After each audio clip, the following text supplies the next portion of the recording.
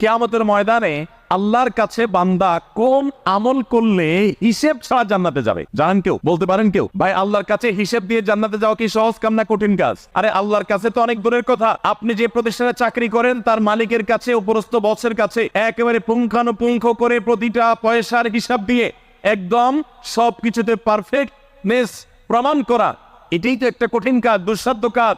সেখানে সারা জীবনের হিসাব আল্লাহর কাছে দিয়ে পাই পাই করে তারপর আপনি জান্নাতে যাবেন, বিষয়টা এত সহজ না। তাহলে হিসেব ছাড়া আল্লাহ তাআলা এমনিতেই বলবেন হিসাব টিসাব নাই, তোমাকে এমনি জান্নাতে দিলাম, এটা চান আপনারা? দেখুন কোরআনে কারীম আল্লাহ তাআলা বলছেন, ইন্নামা ইউওয়াফাস সাবিরুনা আজরাহুম বিগাইরি হিসাব। আল্লাহ বিনিময় দেওয়ার ক্ষেত্রে, সওয়াব দেওয়ার ক্ষেত্রে দুনিয়াতে যারা সবরকারী হবে, যারা ধৈর্যশীল হবে, যারা সহিষ্ণু হবে, যারা নিজেকে নিয়ন্ত্রণ করতে পারবে, এই সবরকারীদেরকে আল্লাহ তাআলা হিসেব ছাড়া দিবেন।